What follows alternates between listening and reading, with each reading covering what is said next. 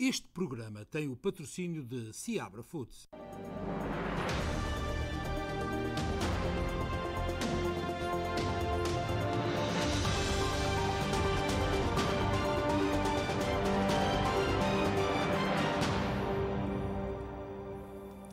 Boa noite, bem-vindo a mais um especial informação aqui na SPT Television, com a atualidade no país e no mundo do desporto e, mais tarde, a linha aberta.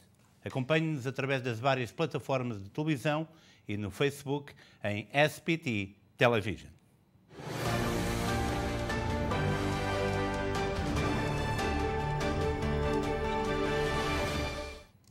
Não perca mais daqui a pouco Amadeu Maia, o conhecido correspondente da nossa televisão no Brasil, com uma entrevista exclusiva a Ciro Gomes, adversário de Jair Bolsonaro nas presidenciais de 2018, que vão falar sobre a situação pandémica e política no país.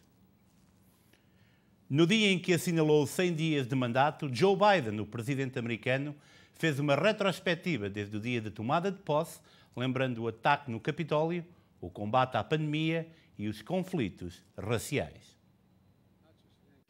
Meio século depois de entrar no Congresso dos Estados Unidos como senador, Joe Biden voltou a uma casa que bem conhece para proferir o seu primeiro discurso como presidente americano.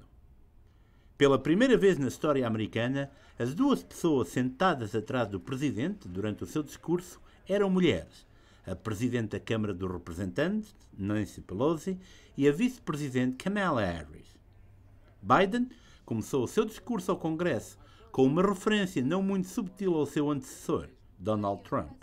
O atual mandatário disse que herdou uma nação em crise e descreveu os Estados Unidos como uma casa em chamas. Poderemos dizer que 100 dias depois de tomar posse, esses 100 dias estão marcados por momentos-chave e também, por que não, alguma controvérsia. Joe Biden celebrou a superação da sua promessa de aplicar nos americanos 100 milhões de doses de vacina contra a Covid-19 nos 100 primeiros dias, sendo que duplicou esse valor em apenas 92 dias. Por outro lado, as tensões raciais atingiram novos picos no ano passado, após a morte de George Floyd em maio de 2020. E Biden referiu-se ao assassinato de Floyd, dizendo que todos nós vimos o joelho da injustiça no pescoço da América Negra. O presidente acrescentou ainda que o trabalho deve ser feito para reconstruir a confiança entre as autoridades e as pessoas a quem elas servem, para erradicar o racismo estrutural no sistema de justiça criminal. Os momentos do primeiro discurso do presidente podem ser concentrados na apresentação do Plano de Famílias Americanas, um plano progressista que visa um alargamento do Plano de Segurança Social. Depois, um enquadramento de programas federais para tornar a classe média mais competitiva, ao mesmo tempo que referiu a necessidade de uma política exterior forte, assente nos valores americanos. Biden encerrou a noite relembrando os eventos de 6 de janeiro, quando os apoiantes de Trump invadiram o Capitólio dos Estados Unidos, e pediu aos congressistas que provassem que a democracia é capaz de superar qualquer ataque. O presidente americano apresentou um plano de vários trilhões de dólares que prevê investir em vários campos, entre eles as infraestruturas, com o propósito de criar mais postos de emprego. Frequentemente descrito como um plano ambicioso para revigorar as famílias americanas, o American Family Plan é uma parte do pacote maior de recuperação económica do governo de Joe Biden. O American Family Plan consiste em $1 trilhão para investimentos e em 800 bilhões de dólares em impostos para famílias e trabalhadores americanos. Inclui também pré-escola universal, 2 anos de faculdade comunitária gratuita, licença médica, uma extensão do crédito de imposto para crianças, bem como extensões para o crédito de renda-ganho e o crédito para cuidados de crianças e dependentes. Este plano é uma tentativa de elevar as famílias americanas por meios de investimento em educação, creches, saúde e outros apoios para crescer e fortalecer a classe média americana. Também ampliará o American Rescue Plan, o projeto de lei de estímulo económico do governo de $1,9 trilhões, com a expansão dos créditos fiscais de seguro de saúde. Já o American Jobs Plan, por exemplo, envolve um investimento de quase 2,3 trilhões de dólares em 8 anos, pago com um aumento dos impostos corporativos em 15 anos. 1,3 trilhões de dólares serão investidos num pacote de infraestruturas com obras de transportes públicos, ferrovias, aeroportos, estradas e pontes, hospitais e creches. Tudo isto de olhos postos na criação de emprego com salários dignos. 580 bilhões de dólares estão destinados para pesquisa e desenvolvimento e inclui ainda 400 bilhões de dólares para apoiar cuidados domiciliares e comunitários para idosos e deficientes físicos. E todos estes planos dependem do aumento de impostos sobre os ricos, de todos aqueles que ganhem mais de 400 mil dólares por ano. O presidente insistiu ainda de que era um jogo justo e que está na hora das corporações americanas e o 1% mais rico dos americanos pagarem a sua parte justa. Recent study shows that 55 of the nation's biggest corporations paid zero federal tax last year. Those 55 corporations made in excess of $40 billion in profit. A lot of companies also evade taxes through tax havens in Switzerland and Bermuda and the Cayman Islands. And they benefit from tax loopholes and deductions for offshoring jobs and shifting profits overseas. It's not right. We're going to reform corporate taxes so they pay their fair share and help pay for the public investments their businesses will benefit from as well. E Joe Biden foi claro, os ricos devem pagar também impostos e não podemos estar mais de acordo. Agora, também é verdade que as grandes corporações são aquelas que criam novos postos de emprego e sem trabalho, sem sustentabilidade, é difícil equilibrar os pratos da balança. Vamos ver os detalhes no decorrer do ano, enquanto continuamos a combater a pandemia e continuamos a trabalhar numa reabertura económica. Em Connecticut, como referimos ontem, o governador assinou a lei que proíbe residentes de usarem motivos religiosos para evitarem serem vacinados. Fernando Rosa dá-nos todos os pormenores. Isto veio tudo a propósito de vários casos de measles e sarampos que aconteceram aqui em Connecticut nos últimos tempos. E o Departamento de Saúde, obviamente, um tanto quanto preocupado com o aumento desses casos, começou por verificar que a grande parte desses casos eram por isenções religiosas. Portanto, há dois tipos de grupos que não foram vacinados. Um deles é baseado na religião e outro é baseado na questão médica. A questão da isenção médica não foi aprovada. E só o médico é que a pode retirar. Na questão de religiosa, porque não há nenhuma questão que nos diz que as crianças não podem ser vacinadas, tanto a Câmara dos Representantes como o Senado resolveu eliminar, portanto, esse tipo de isenção, essa questão em que todas as crianças terão que ser vacinadas. No entanto, há um tipo de isenção que se chama grandfather. Grandfather simplesmente quer dizer que aquelas crianças que já se encontram no jardim-escola, na escola ou no liceu, que já se encontram em qualquer tipo escolar, estão isentas. Portanto, essas estão isentas. Todas as que entram na escola a partir do ano letivo de 2022 têm que ser vacinadas. Este foi um debate intenso. Passaram-se 16 horas na Câmara dos Representantes, aí passou no 90-53, portanto a favor. Depois um grande debate no Senado, cerca de 9 a 10 horas, com cerca de 2 a 3 mil pessoas cá fora em protestos e em gritos, que não queriam que a isenção fosse eliminada, mas o Senado passou 22-14, o governador disse que assinava e assinou, e portanto é a questão de tentar proteger as crianças. O governador, assim como o Senado e a Câmara, acredita que a questão das crianças estarem isentas devido à religião só vai causar problemas maiores dentro do sistema escolar. Portanto, essa lei, apesar de controversa, apesar de politicamente não ter sido aceita por todos, passou. No entanto, já nos disseram que vai haver caso em tribunal. 2 advogados vão defender o grupo de pessoas que estão a protestar essa mesma passagem e que o caso vai parar ao Tribunal Supremo de Connecticut. Em relação ao Covid e à reabertura económica, a Connecticut vai de vento em popa? Bem, as coisas estão a correr bem e esta questão de um vento em popa às vezes é complicado porque as pessoas têm tendência, quando os mares estão calmos, de se atirarem ao mar e afogarem-se. E, portanto, na minha questão é, a partir do dia 1, várias restrições vão ser eliminadas, portanto, inclusive os restaurantes já podem abrir até à meia-noite, bebidas podem ser servidas no pátio, na esplanada, no entanto, dentro tem que ser com comida. E a partir do dia 19 temos a segunda fase em que todas estas eliminações vai ser completamente eliminado. Mas eu acho que as pessoas devem perceber que a situação está um tanto quanto complicada e que não se devem, apesar de já estar um grande número vacinado, há contudo um grande número por vacinar. 1,2 milhões ainda não foi vacinado. Há uma grande parte da população preta e castanha que ainda não foi vacinada devido a certas questões da maneira deles pensarem e, portanto, apesar das coisas correrem bem, ainda não estamos livres desse mesmo problema. O nosso colega Fernando Rosa, em Connecticut.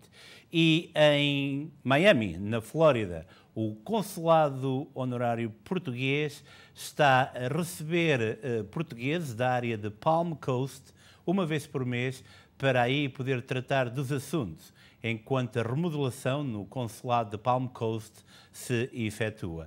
Amanhã traremos pormenores sobre como fazer uma marcação e assim poder tratar também dos seus assuntos. Muitos residentes na área de Palm Coast queixam-se que quando telefonam para o consulado que não têm resposta. Soubemos também que o processo de remodelação está a acontecer e que a melhor maneira de contactar esse posto consular é através do e-mail palmcoast@mne.org. E da Flórida para Portugal. Portugal avança para a quarta fase do desconfinamento no próximo sábado. No que toca à restauração, nos concelhos que avançam para a próxima fase, os restaurantes, cafés e as pastelarias podem estar abertos até às 10h30 da noite, com um máximo de 6 pessoas por mesa no interior e 10 pessoas em esplanadas. Como é sabido, o Sr. Presidente da República decidiu não proceder à renovação do estado de emergência, de acordo, aliás, com a posição do Governo e da generalidade dos partidos políticos. Não significa isto que o país possa considerar a situação ultrapassada e, por isso, o estado de emergência será substituído pelo estado de calamidade, que vigorará a partir das 0 horas do próximo dia 1º de maio. Nós, hoje, fazendo a avaliação da evolução da pandemia, pudemos tomar a decisão de dar o passo em frente para a próxima etapa do desconfinamento. Fizemos-lo porque, olhando para a matriz de risco que nos tem guiado, podemos verificar que, relativamente à taxa de incidência, o país manteve uma tendência positiva, tendo partido dos 118 casos por 100.000 habitantes a 14 dias, no dia 9 de março, para os 66 casos no dia de ontem. Por outro lado, e no que diz respeito ao índice de transmissibilidade, nós começamos abaixo de 1, já tivemos acima de 1 e hoje estamos precisamente em 1. E, portanto, da síntese destes dois indicadores, demonstra-se que claramente nós nos mantemos no quadrante verde desta matriz de risco, hoje com uma menor taxa de incidência e com um risco de transmissibilidade controlado ao nível de 1. Por isso, no próximo dia 1 de maio, passamos à próxima fase de desconfinamento. Em que é que se vai traduzir essa fase de desconfinamento? Por um lado, na abertura das fronteiras terrestres com a Espanha, Em segundo lugar, relativamente às atividades económicas, os restaurantes, cafés, pastelarias e similares poderão passar a funcionar quer em esplanada, quer em regime de mesa, no interior até às 22h30, quer aos dias de semana, quer aos fins de semana. As salas de espetáculos culturais poderão funcionar também até às 22h30, quer aos dias de semana, quer aos fins de semana.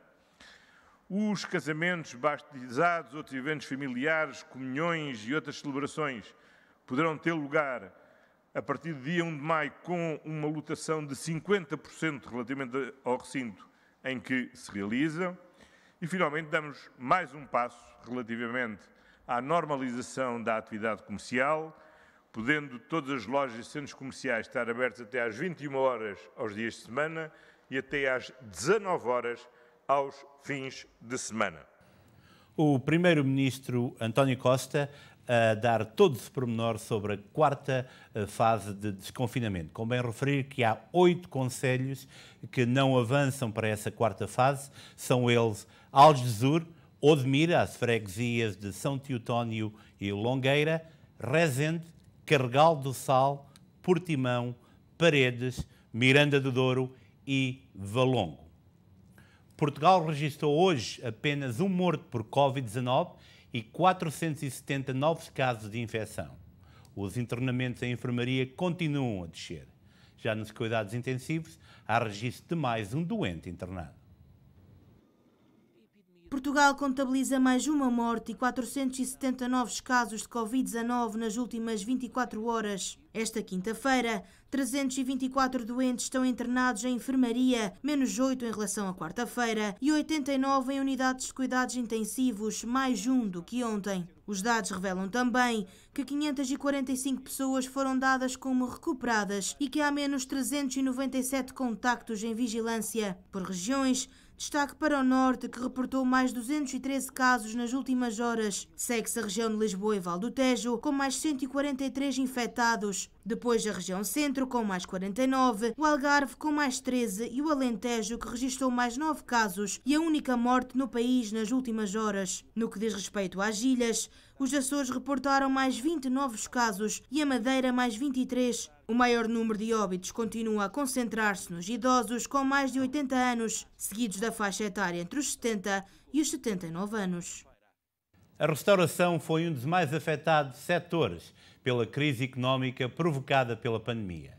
Mas a situação torna-se ainda mais complicada quando há localidades que dependem quase exclusivamente do turismo. O Ricardo Pereira esteve hoje na Ericeira, onde nos deu a conhecer a realidade de um restaurante na pequena vila do distrito de Lisboa. Estamos na Ericeira, no distrito de Lisboa, uma pequena vila pescatória que vive muito do turismo à base do surf e do turismo balneário, mas em plena pandemia de Covid-19, a situação alterou-se. Por esta altura, há cerca de 2 anos, Ericeira estaria repleta de turistas. Hoje em dia, a vila ressente-se da ausência desses que aproveitam as ondas e tudo o que o oceano tem para dar. O setor da restauração é um dos principais afetados pela ausência de turistas e pela crise económica causada pela pandemia. Luísa Rodrigues foi imigrante nos Estados Unidos, primeiro em Newark e depois em Greenwich, Connecticut. Regressou a Portugal com a família e abriu uma marisqueira na Ericeira. O sucesso foi grande e hoje em dia tem mais 5 espalhadas pelo distrito de Lisboa. As fronteiras fechadas ao turismo são também entraves nas receitas dos restaurantes. Sim, tivemos que reduzir algum pessoal que estava a contrato, não é? Claro que os que estavam efetivos, por agora, graças a Deus, não despedimos ninguém, mas os que estavam a contrato, alguns tiveram que suspender. Mas temos que trabalhar dentro do possível, como, vamos imaginar, metade do pessoal, basicamente, porque são metade ou menos dos clientes, não é? Porque mesmo no inverno já era calmo. A Ericeira é muito boa nos fins de semana, porque temos os turistas locais. Vamos pensar que são os turistas que andam a passear. Mas, como não há turistas estrangeiros, é menos de metade do trabalho, vamos lá, não é? Menos de metade da faturação. Como muitos outros negócios, a marisqueira Ondamar by Furnas teve de se adaptar às limitações impostas pelo governo português nas diversas fases do confinamento. A entrega ao domicílio de marisco fresco foi a grande aposta, cobrindo grande parte do distrito de Lisboa. Bastante difícil, não é? Claro, bastante difícil. Também temos sobrevivido bastante bem, porque portanto, começamos com o takeaway, logo na altura, e o takeaway trabalha-se, claro, basicamente muito nos fins de semana, durante a semana bastante menos, mas tem dado para, pelo menos para não desanimar. Chegamos sempre de manhã cedo, fazemos as mariscadas e fazemos uma rota, porque temos, como diz, temos várias distâncias. Por exemplo, se for um carro para Torres Vedras, não pode ser o mesmo que vai para Carcavelos. Se for o que vai para Carcavelos, não vai ser o mesmo que vai no Dolores. Então fazemos várias rotas, vários carros, e cada um leva as suas encomendas, não é? Os seus clientes, vamos lá, chamando assim, clientes, e claro, e vamos fazendo as entregas. A quarta fase do desconfinamento, que inicia na próxima segunda-feira, é uma luz ao fundo do túnel para o setor da restauração.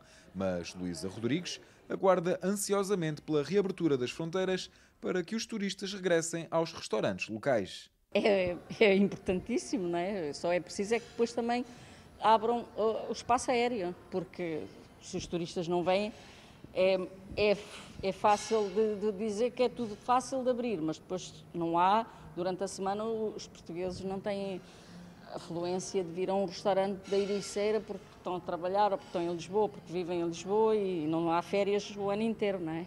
Então os turistas são uma boa parte, uma boa fatia da faturação, não é fácil dizer que segunda-feira enche já o restaurante todo, não é? Antiga imigrante nos Estados Unidos, Luísa Rodrigues falou-nos sobre como se readaptou a viver em Portugal. Não é fácil porque eu voltei porque o meu patrão morreu e foi numa fase em que ficamos muito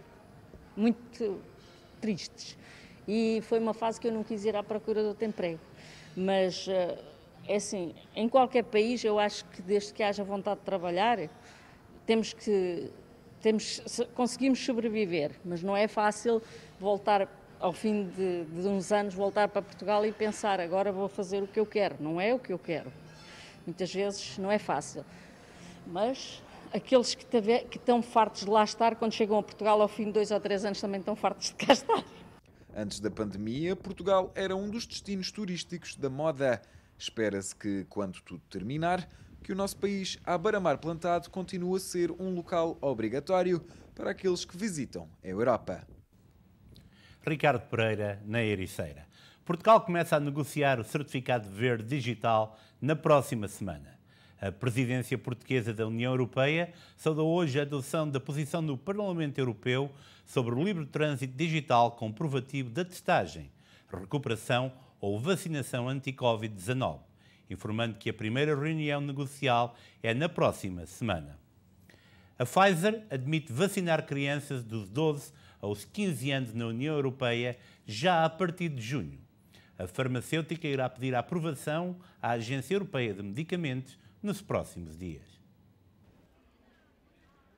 A Pfizer está prestes a submeter um pedido de autorização na União Europeia para a administração da vacina contra a Covid-19 em crianças dos 12 aos 15 anos. A farmacêutica norte-americana pretende a aprovação no espaço europeu já em junho. A Pfizer está já a ultimar os dados dos ensaios clínicos para enviar à Agência Europeia de Medicamentos e a aprovação deve levar entre 4 a 6 semanas, disse o cofundador e diretor da empresa, Ugur Sahin, à revista alemã Der Spiegel. Atualmente, esta vacina está autorizada apenas para pessoas com mais de 16 anos. Nos Estados Unidos, a BioNTech e a parceira Pfizer avançaram no início de abril com um pedido de extensão da autorização de emergência da vacina para a faixa etária entre os 12 e os 15 anos de idade, que, segundo os dados dos ensaios clínicos de fase 3 publicados no final de março, demonstraram 100% de eficácia na prevenção da doença. A vacina também foi bem tolerada e os efeitos secundários foram geralmente consistentes com os observados em pessoas com idades entre os 16 e os 25 anos. para crianças dos 5 aos 12 anos. O responsável diz confiar nos resultados do estudo clínico, que ainda está a decorrer, mas que está no caminho certo para conseguir a autorização até ao início de setembro. Em crianças com mais de 6 meses e menos de 11 anos, a Pfizer iniciou ensaios clínicos cujos dados podem estar disponíveis ainda em setembro. E de Portugal para a Índia, que volta hoje a bater mais um recorde de casos e mortes por Covid-19. No entanto, a ajuda internacional começou hoje a chegar ao país. A Índia registrou um novo recorde mundial de contágios, com cerca de 380 mil casos nas últimas 24 horas e ultrapassa agora os 18 milhões de infecções desde o início da pandemia. O país registrou também um novo máximo de mortes, com mais de 3.600 óbitos nas últimas horas. O ministro dos Negócios Estrangeiros indiano, Harsh Vardhan, disse esta manhã que o governo está a priorizar as importações de oxigênio no momento em que o agravamento da pandemia deixou os hospitais sem recursos. Em conferência de imprensa, o governante revelou também que 40 países já se disponibilizaram para ajudar a Índia a combater a terceira vaga da pandemia da Covid-19. Segundo o ministro, irão chegar ao país cerca de 550 geradores de oxigênio de diferentes lugares do mundo. O auxílio internacional está a caminho.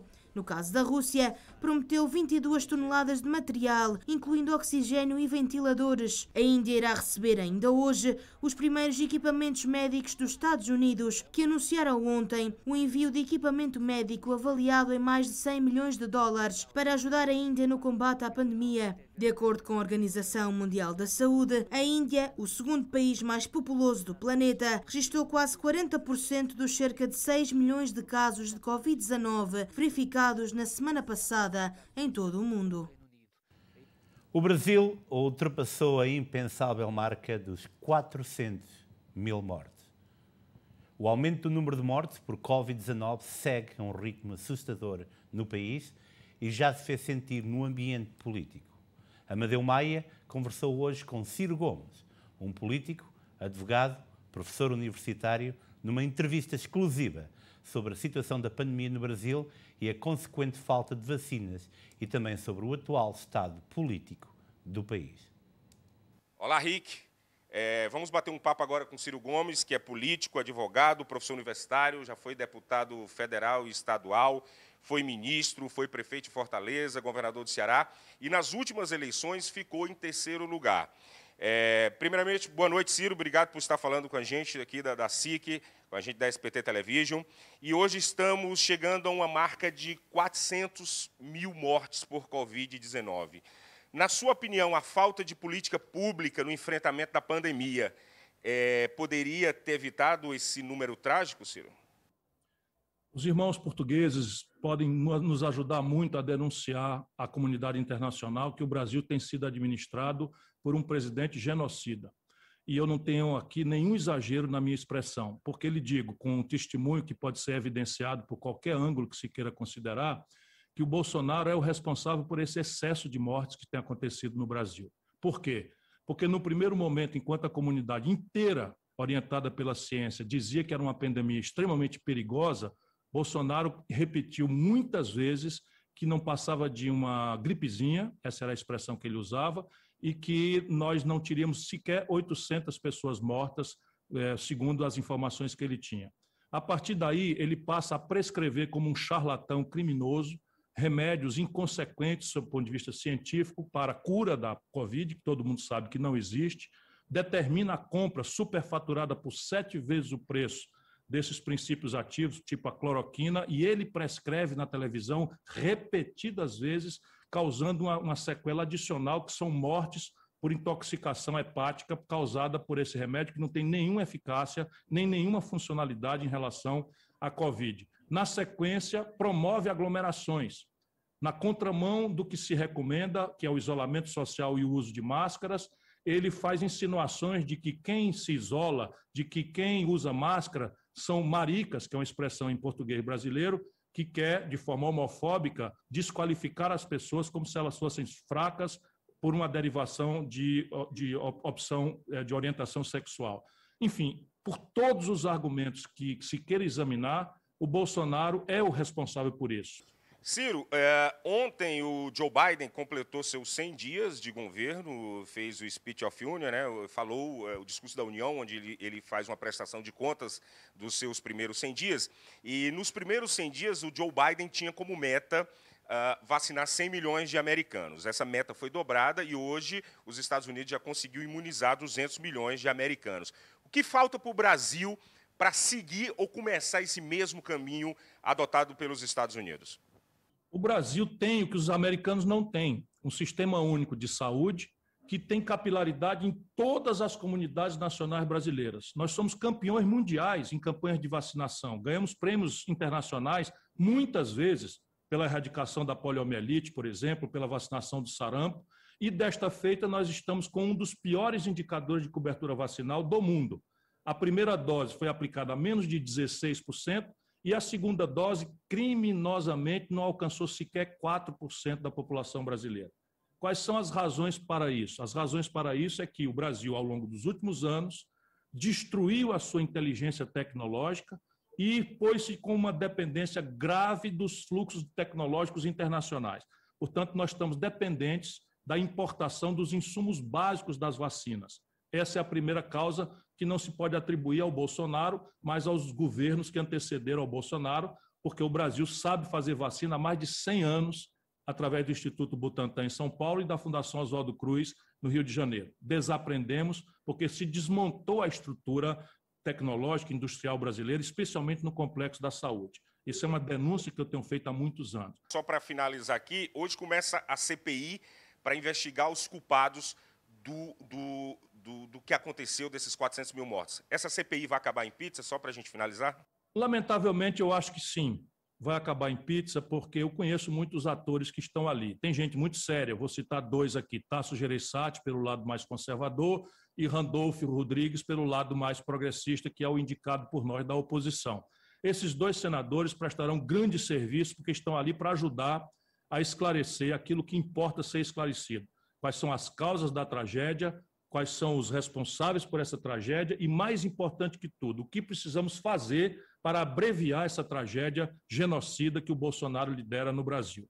Entretanto, a maioria, sem querer faltar com respeito a ninguém, é de gente que está ali, não é, para, acredito, muito mais chantagear o governo e extrair benefícios próprios do que propriamente para fazer. E, mais grave que tudo, se na hipótese improvável que a CPI conseguisse aprovar um relatório sério, que esclarecesse os fatos de forma severa, mas equilibrada, sem politicagem menor, porque o assunto não comporta politicagem menor, e com a brevidade necessária e o foco necessário, cairiam essas conclusões na mão do Ministério Público Federal brasileiro, que o Bolsonaro simplesmente cooptou e hoje é muito mais um arquivador de denúncias, descomprometido com qualquer apuração séria que aponte verdadeiros responsáveis por esse genocídio que matou 400 mil brasileiros hoje e que, infelizmente, sinaliza para 500 mil brasileiros ainda antes do mês de julho. Obrigado, Ciro. Amadeu Maia, de Fortaleza, para a SPT Television. Um grande trabalho do Amadeu Maia, e lembro que Ciro Gomes foi o terceiro classificado nas últimas eleições presidenciais no Brasil, sem papas na língua. No passado fim de semana, a conhecida jornalista Vera Reis juntou amigos num convívio para celebrar a vida, depois de um ano muito difícil. Ressurreição significa o ato de voltar à vida. No passado domingo, Vera Reis, a conhecida fotógrafa e jornalista da comunidade, de origem brasileira, celebrou a sua ressurreição, depois de um ano difícil. Nesse dia de ressurreição, porque muitas vezes eu me senti morta mesmo. É um tratamento muito pesado, foi um ano de tratamento terrível, terrível, que só quem vive na pele consegue saber o que é isso. A jornalista acredita que o pensamento positivo e o bom humor ajudaram nesta cruzada. Hoje o meu médico fala em milagre, o meu médico fala em milagre. Fala que eu respondi ao tratamento como uma teenager e ele sempre disse que meu bom humor iria me curar. Dona de uma forte personalidade, o seu carisma é reconhecido por todos com ela convive. Não, é uma mulher com carisma, é uma profissional como fotógrafa, e ela sabe que uma fotógrafa da comunidade tem que encaixar em qualquer raça, religião, comunidade, de tipo de comunidade que está, então todo mundo tem um carinho por ela. Vera Reis esteve envolvida na comunidade portuguesa. Para a minha família sempre foi muito especial e continua a ser, eu gosto muito dela. Sabe que ela foi fotógrafa da Fundação Bernardino Coutinho durante muitos anos nas festividades do Dia de Portugal e é uma grande amiga, gosto muito dela. Comunidade que nutre por ela um forte carinho. Não é por acaso que é considerada a brasileira mais portuguesa de Newark. A brasileira mais portuguesa da Costa Leste. Nós na Provérbio, ela é proverbiana, assiste às nossas reuniões e já tivemos a oportunidade de a homenagear.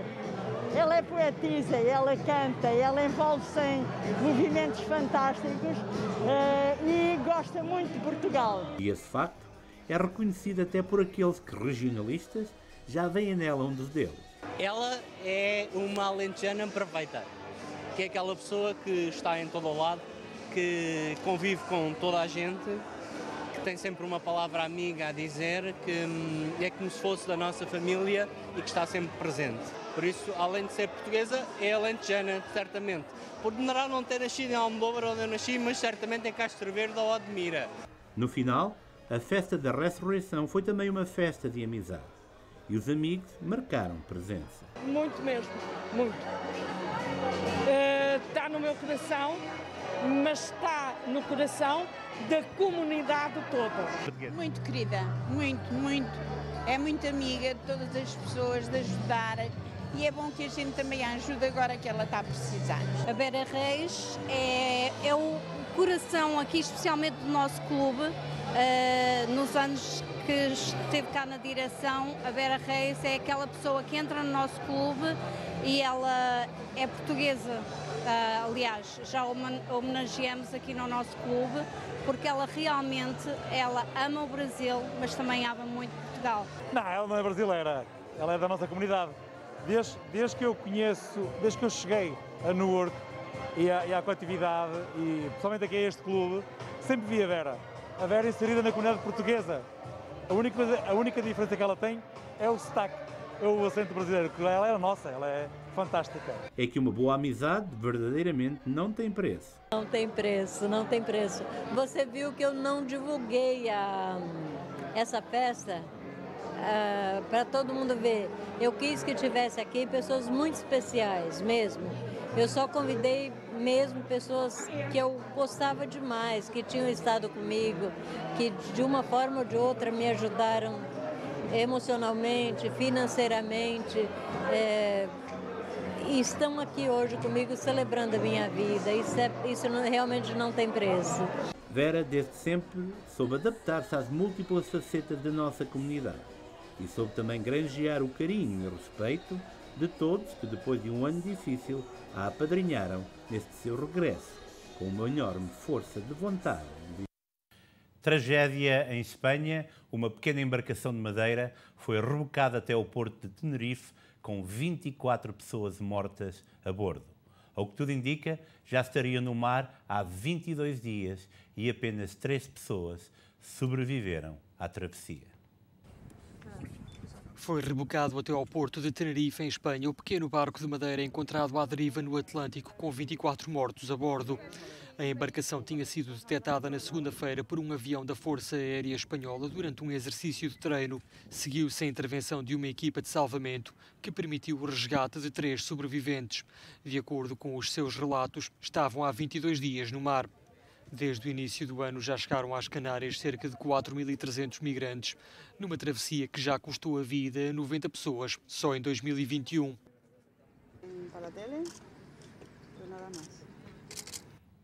Uma grande tragédia. E vamos agora ao desporto.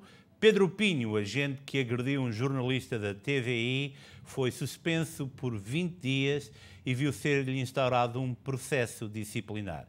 O agente decidiu não recorrer do castigo e poderá perder mesmo a sua licença de operar com jogadores profissionais de futebol.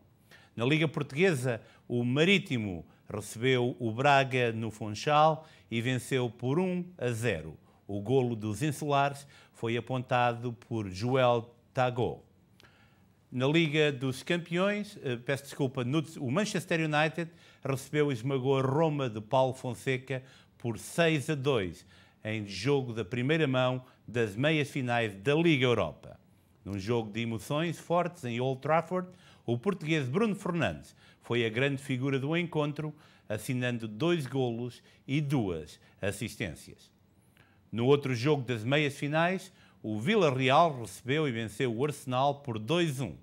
Na primeira mão das meias finais da Liga Europa, jogo que teve equipa de arbitragem portuguesa liderada por Artur Soares Dias. O árbitro luso expulsou 2 jogadores, um de cada equipa. No desporto comunitário,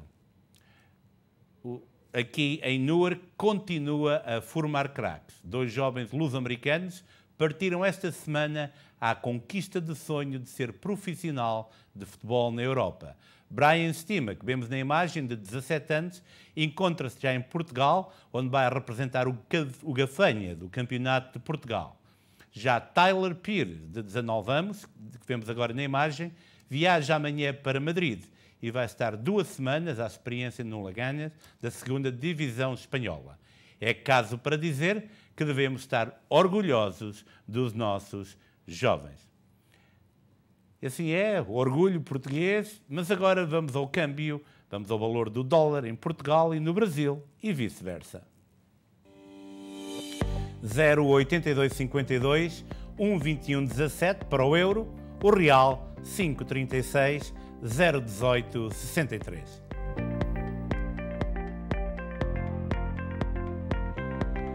E agora, sem mais demoras, vamos ao tempo com a Catarina Robimbas.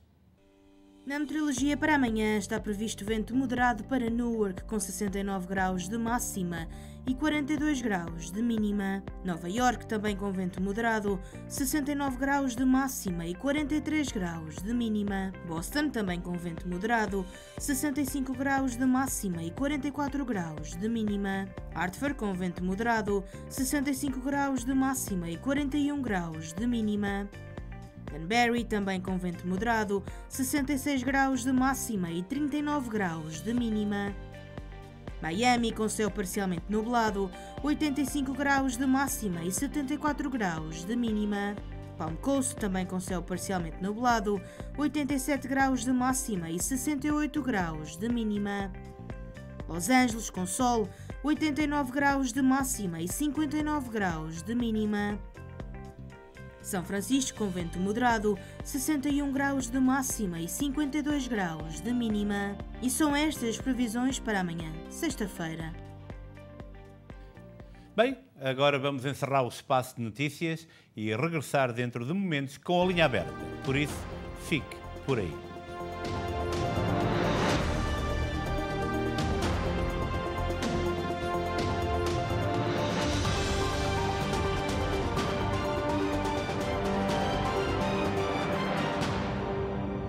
Este programa teve o patrocínio de Seabra Foods. O restaurante Valença, a servir a comunidade desde 1989, criou condições únicas para receber os seus clientes com o mesmo serviço de qualidade do seu extenso menu. O take-out funciona como sempre. As especialidades como leitão à bairrada, frango e entrecosto continuam a ser os melhores de toda a região. Almoço ou janta no restaurante Valença e desfrute da simpatia do pessoal, da qualidade dos pratos e da higienização dos espaços.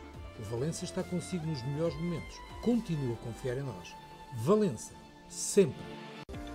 Faça a revisão do seu Volkswagen connosco. Peças originais do grupo Volkswagen, baterias, jantes, travões ao melhor preço e com atendimento personalizado em português. Aproveite ainda 10% de descontos em peças originais selecionadas. Só na Volkswagen Open Roads, em Bridgewater, New Jersey. Grande promoção de queijos castelões por apenas 6,99 a libra. Em todas as lojas Seabra Foods.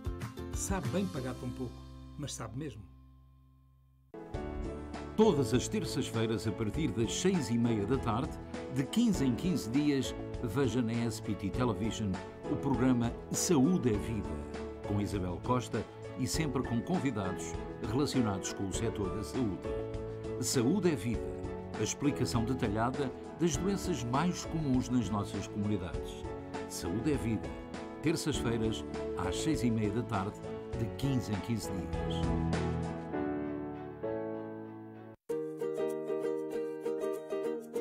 Mantenha-se fiel à tradição do Teixeiras Bakery, a mais tradicional padaria-pastelaria portuguesa dos Estados Unidos. Não se esqueça do pão caseiro, pão de Mafra e transmontano e regional, pão francês, a deliciosa broa e ainda os doces minhotos como as roscas, o nosso café expresso e os nossos deliciosos pastéis de nata de Belém. Tome o seu pequeno almoço no Teixeiras Bakery, a tradição à sua mesa, na Ferry Street com a Van Buren e na Magazine com a Cosset em Newark, New Jersey.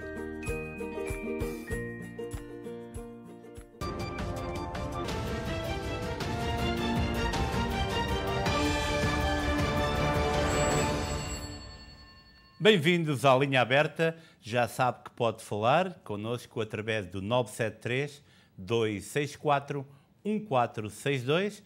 Não se esqueça de baixar o som da televisão e falar apenas pelo telefone. E vamos continuar à espera que a primeira chamada entre em linha. Temos vários indicadores económicos dos últimos 14 meses em que o mundo continua a ser assolado pela pandemia. Alguns desses indicadores económicos dizem-nos que há vários empregos a serem criados e agora é o momento também de refletir nas mensagens que recebemos dos nossos líderes para saber se está tudo num balanço perfeito para que possamos ir realmente para a frente. Continuamos sem chamadas, não há problema. Temos boas notícias. Os navios de cruzeiro que estão atracados há mais de um ano podem reiniciar a navegação nas águas dos Estados Unidos, ao que tudo indica, em meados de julho. Disseram hoje os responsáveis pelo CDC, o Centro de Controle e Prevenção de Doenças, numa carta enviada à indústria de cruzeiros na noite anterior. Após várias reuniões com empresas de cruzeiros, o CDC esclareceu vários requisitos na sua estrutura para poderem voltar a navegar. A agência disse ainda que vai deixar as empresas fazerem viagens onde os testes à Covid-19 serão uma realidade, esperando testar 98% da tripulação e 95% no mínimo dos passageiros. Convém também referir que aqui nos Estados Unidos 30% da população está completamente vacinada, 43% da população já recebeu pelo menos uma vacina. São números, portanto, que nos levam a pensar que poderemos, como o presidente Joe Biden tem referido, chegar ao final de junho e atingir a chamada imunidade de grupo. Vamos agora à primeira chamada. Olá, muito boa noite. Muito boa noite, Sr. Ricardo. Com quem falo, por favor? Com a Carmilda Abrantes. Olá, Carmilda. Muito boa noite, como está? Muito bem, muito obrigada. Tenho uma pergunta para fazer. Eu comprei as passagens para ir a Portugal e tenho o passaporte vai vencer. Eu posso ter algum problema quando for viajar com um novo passaporte? Ok, o seu passaporte é português ou americano? Espera aí, é americano.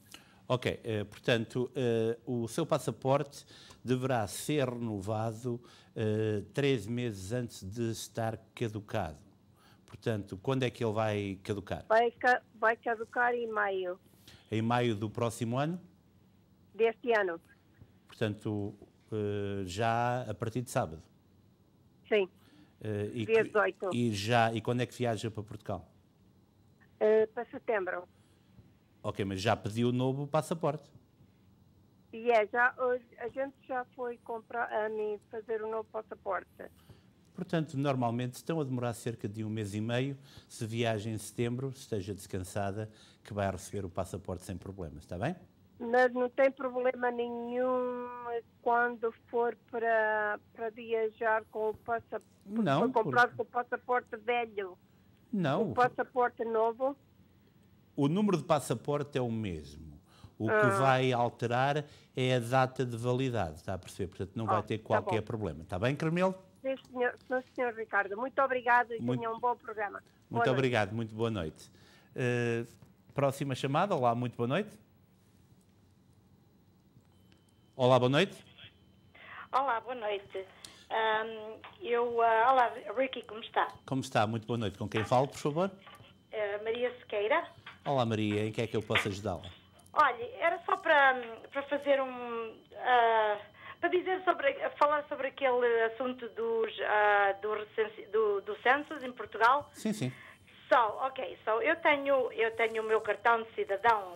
O meu marido está com a direção de Portugal, porque não sei por que razão, mas quando nós tiramos o primeiro cartão de cidadão, foi em Santa Combadão, a senhora lá disse-nos que ela sabia que nós estávamos cá e tudo isso, só ela disse para pormos a direção de Portugal.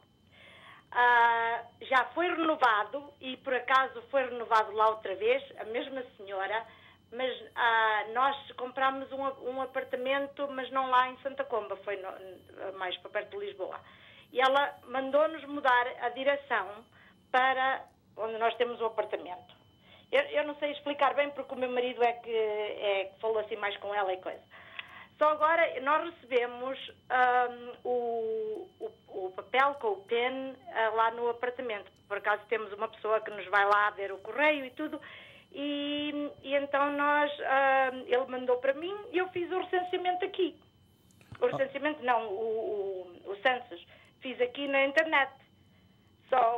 Não sei se fiz bem, se fiz... Sim, diga. Maria, vamos lá clarificar. Portanto, a Maria está a dar uma informação que não é correta, porque disse que estava a residir numa área quando verdadeiramente está a residir aqui nos Estados Unidos. Pois, mas eu recebi lá o cartão. Eu recebi lá o papel para o census. Eu estava com medo de apanhar uma multa. Não há multa nenhuma. E então fiz aqui e pronto. Olha, correto, eu vou clarificar. Portanto, são 2 ou 3 pessoas, depende do seu agregado familiar, também ninguém vai ter problemas por causa disso. Agora aqui é uma situação, e obrigado por ter trazido essa questão. Porquê? Porque nós não poderemos dar informação errada, porque senão estamos a deturpar a realidade dos números. Isso é muito importante para que a estrutura do país possa ser seguida e os recursos também serem distribuídos como devem ser. O que deve fazer agora, portanto, está feito, mas eu recomendo que, assim que puder, altere a morada do seu cartão de cidadão para a sua área de residência, que é aqui nos Estados Unidos, para evitar, portanto, que no futuro tenha que andar com esta preocupação. Devo também lembrar que as multas, e eu volto a referir uma vez mais, as multas só são dadas se um agente do census ou do recenseamento visita a sua casa, toca-lhe à porta, a senhora abre a porta e recusa dar informação. Aí é que o agente tem a possibilidade, e irá, por certo, dar-lhe uma multa. Não há outro ou qualquer tipo de multas, porque se eles vão à casa e não está lá ninguém, a casa não é contabilizada. O problema aqui é que temos que saber onde estamos, como estamos, de modo a que haja uma distribuição feita corretamente. Portanto, altere o cartão de cidadão, morada, assim que tiver a oportunidade. Sim. Está bem? Eu vou lá, nós vamos lá este verão e vamos tratar disso, porque realmente é uma grande confusão. E diga lá à senhora de Santa Combadão, se calhar foi a Guida, que não faça isso para a próxima vez, está bem? Pois, ela conhece-nos e sabia isso tudo, mas mandou-nos pôr a direção, não sei. Não há problema. Uma boa noite para si, está bem? Pronto, ok. Boa noite. Boa noite. Olá, boa noite. A próxima chamada. Olá, boa noite. Parece que não temos mais chamadas. Vamos agora a um breve espaço publicitário. Costa del Sol, o local perfeito para momentos inesquecíveis. Reserve para os mais diversos eventos, casamentos, batizados, festas sociais. Um espaço repousante e tranquilo. Amplo parque de estacionamento. profissionalismo e experiência ao serviço dos nossos clientes mais exigentes. Costa del Sol. Bem, agora chegamos a um dos momentos mais esperados aqui no Especial Informação, que são os aniversários, e hoje temos nada mais, nada menos do que 8. Vamos lá então.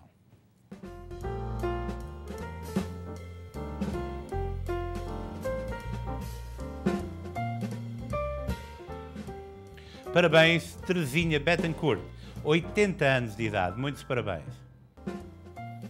Eugênio Cerumenho, 74 anos de idade, muitos parabéns, Eugênio.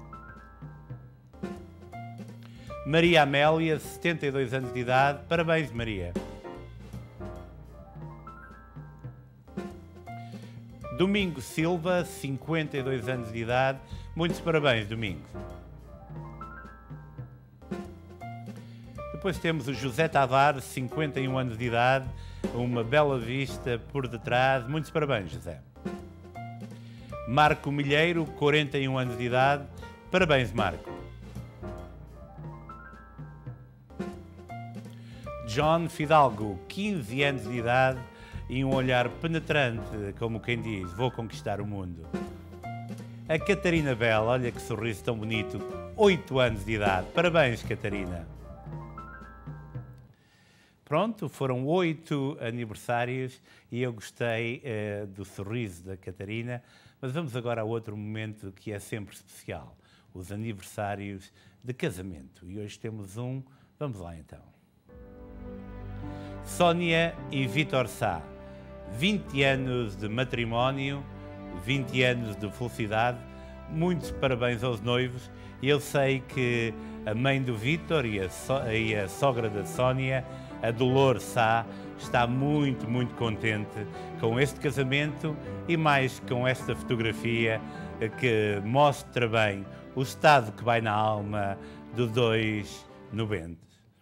Bonito, e é assim, estes são os momentos que sempre gostamos de recordar. Há 20 anos este casal celebrou um dia importante e 20 anos depois continuam com a mesma cumplicidade. Estamos a chegar ao fim. Foi um prazer para mim estar na vossa companhia. Voltaremos amanhã às 7h30 da noite com mais um Especial Informação. Entretanto, continua a acompanhar-nos aqui na SPT SIC Internacional. Não perca já a seguir a telenovela Amor, Amor. Até amanhã, se Deus quiser.